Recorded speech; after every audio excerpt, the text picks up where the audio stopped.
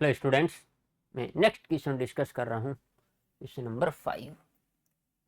Following are equimolal aqueous solutions. ठीक है।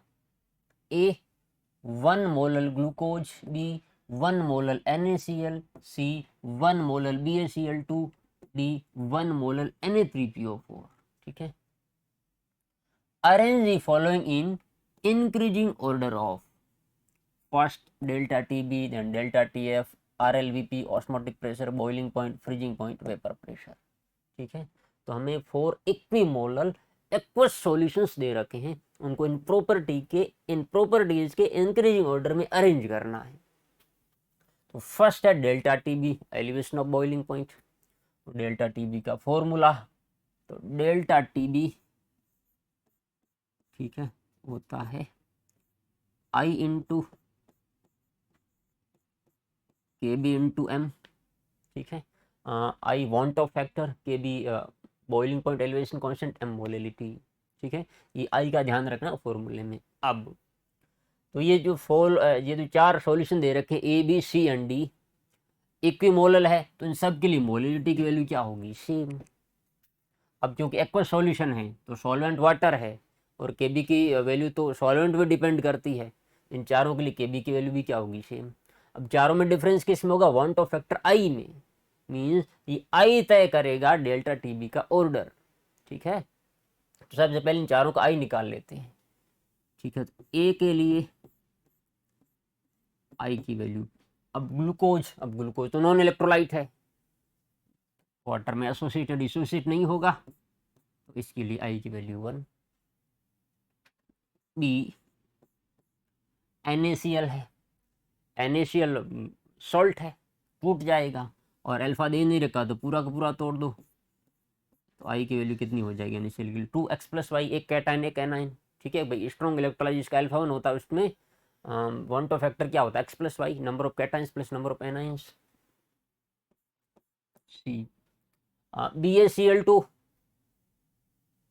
इसका भी अल्फा गिवन नहीं, मतलब 1 लेके चलो, 1 और 2, एक कैटाइन और 2 एनाइन, तो आई की वैल्यू 3।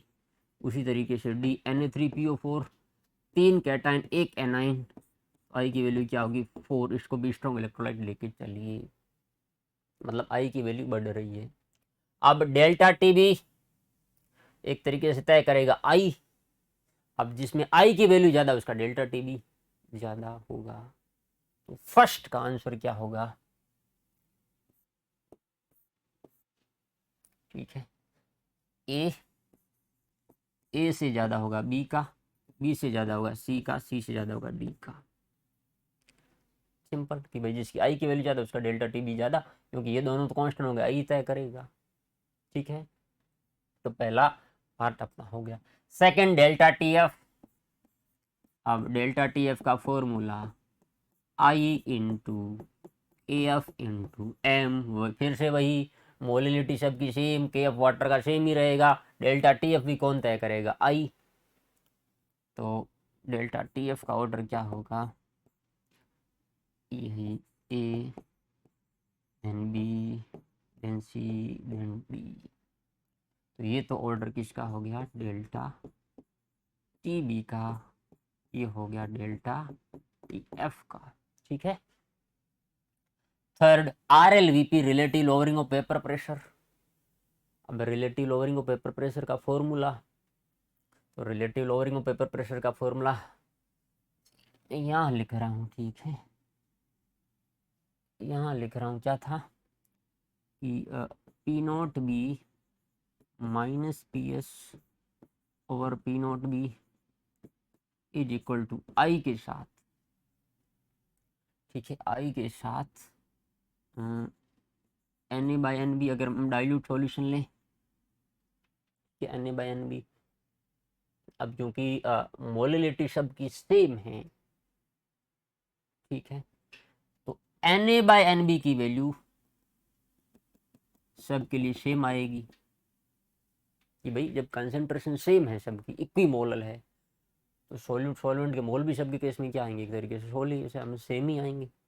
मतलब इन सब के लिए Na/Nb की वैल्यू क्या आएगी? सेम। तो ये जो P0B माइनस PS और P0B, ये इसी को हम क्या कहते हैं?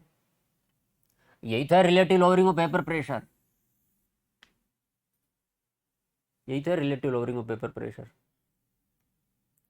अब इसकी तो वैल्यू सब चारों सॉल्यूशन सेम आएगी, तो ये भी किस पे डिपेंड करेगा, आई पे डिपेंड करेगा। आई की वैल्यू जितनी ज़्यादा उतना ही ये relative lowering of paper pressure ज़्यादा, यही तो है relative lowering of paper pressure. ठीक है, तो relative lowering of paper pressure भी आई पे डिपेंड करेगा, और आई की क्या होगा, डायरेक्टली प्रोपोर्शनल, जिसमें आई ज़्यादा उसका relative lowering of paper pressure ज़्यादा। तो तीसरे का क्या आंसर होगा, तो तीसरे का भी यही सेम आंसर, ए से ज़्यादा बी से ज़्यादा सी से ज़्यादा डी। तो ये तो ऑर्डर आ गया RLVP का। Fourth, osmotic pressure. Osmotic pressure का formula pi is equal to ICRT। ICRT ये फॉर्मूला होता है। R gas constant, T temperature, ये तो चेंज होंगे नहीं। अब C कंसंट्रेशन है, अब मोलरिटी सेम है तो मोलरिटी भी सेम होगी सबकी।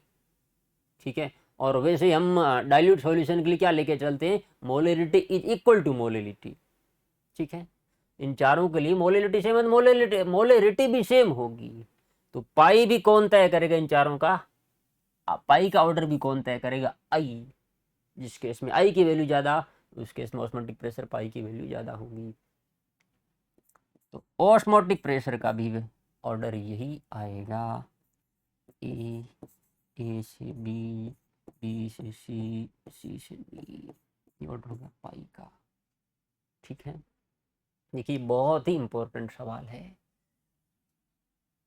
बहुत ज़्यादा सवाल इस कंसेप्ट से पूछे जाते हैं।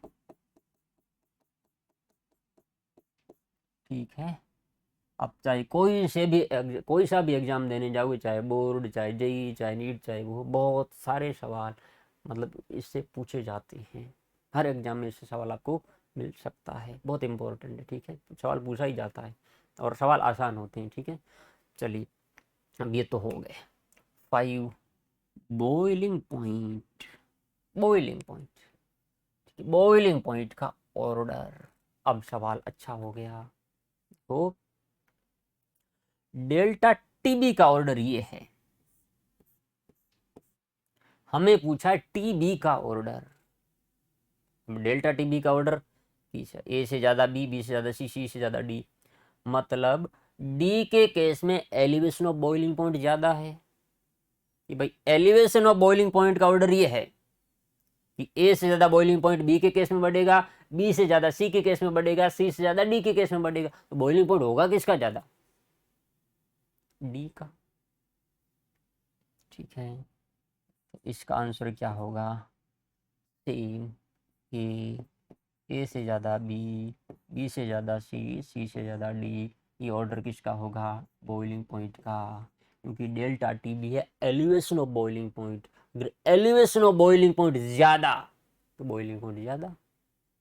ठीक है, चलिए यहाँ तक तो हम पहुँच गए। Next, freezing point. Freezing point का ऑर्डर पूछ लिया। अब ये है डेल्टा टी एफ का ऑर्डर, लेकिन हमें बताना है टी एफ का ऑर्डर। अब डेल्टा टी एफ क्या होता है, डिप्रेशन ऑफ फ्रीजिंग पॉइंट, कि फ्रीजिंग पॉइंट कितना घटा।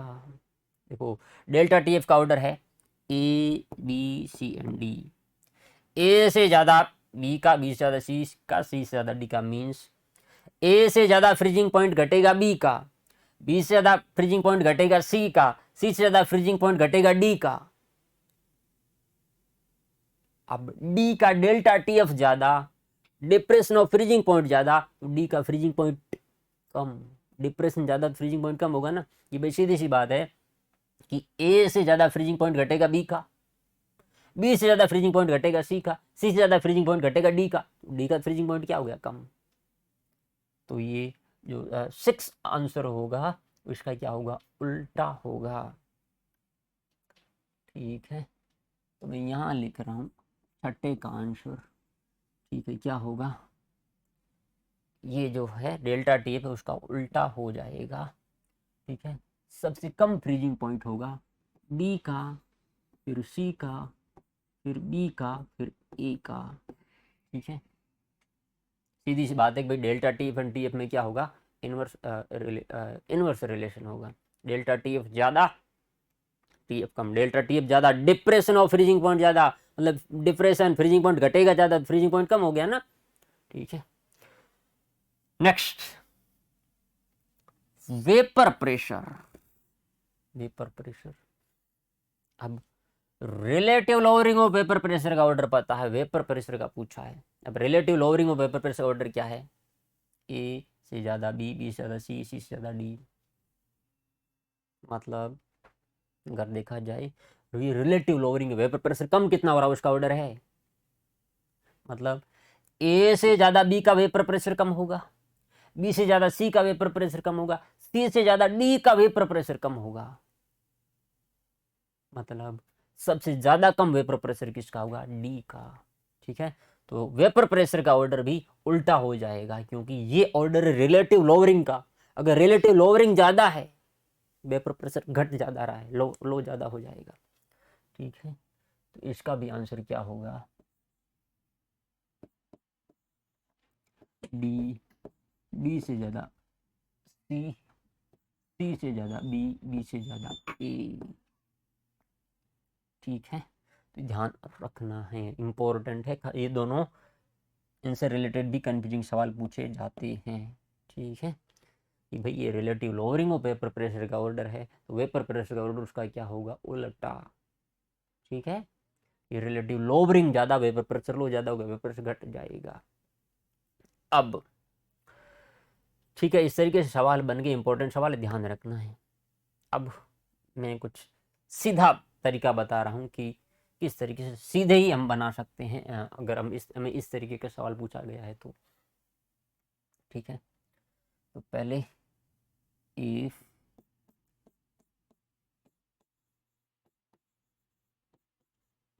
concentration of different solutions are same,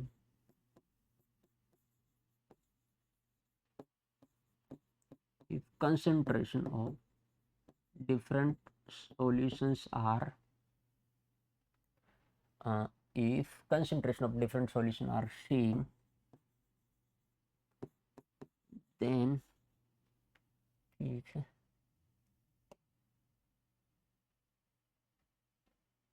ठीक से लिखता हूँ, ठीक है। डिफरेंट सॉल्यूशन की कंसंट्रेशन सेम है, उस केस में delta T B, delta T F, R L V P, osmotic pressure and T B directly proportional होगा वांट ऑफ फैक्टर आई के, ठीक है। वहीं freezing point T F and vapour pressure inversely proportional होगा I के, ठीक है। आप इस तरीके से सीधा बना सकते हैं, जब भी आपको क्या दिया हो, कंसंट्रेशन क्या दिया हो, सेम डिफरेंट सॉल्यूशंस की, ठीक है। तो उस केस में, ठीक है, उस केस में, ठीक है, delta TB, delta T F, R L V F pi, क्योंकि ये तो आई के डायरेक्टली प्रोपोर्शनल थे, ठीक है, वैसे ही पता है। अब एड मैंने एक्स्ट्रा किया टीबी, कि भाई डेल्टा टीबी अगर ज़्यादा होगा टीबी भी ज़्यादा होगा, तो ये किसके डायरेक्टली प्रोपोर्शनल होंगे, आई के, मतलब आई के वैल्यू ज़्यादा तो delta TB, delta T F, R L V P pi, और टीबी की वैल्यू क्या होगी, ज़्यादा होगी, ठीक है। टीएफ एंड वेपर प्रेशर क्या होंगे, आई के inversely proportional, freezing point and vapour pressure, ठीक है। तो ये आप ध्यान रख सकते हैं, ये आप ध्यान रख सकते हैं, ठीक है। ये delta TB, delta TF, R L V P, pi and TB i के क्या डायरेक्टली प्रोपोर्शनल है, आई बढ़ेगा कि बढ़ेगा, ठीक है, मैं ये कहना चाह रहा हूँ, ठीक है। T F and vapour pressure I की क्या इनवर्सली प्रोपोर्शनल है, आई बढ़ेगा तो freezing point and vapour pressure घटेगा। तो इस कॉन्सेप्ट से आप सीधा सीधा सवाल कर सकते हैं, ठीक है। लेकिन ये लगेगा कब, जब कंसंट्रेशन क्या हो, सेम हो, ठीक है। तो और भी हम सवाल वैसे डिस्कस करेंगे, ठीक है, लेकिन ध्यान रखना है आपको ना, ठीक है। ये इम्पोर्टेंट सवाल है, अच्छे से समझना है, ठीक है, और गलती नहीं करनी है, ठीक है। चलिए, थैंक यू।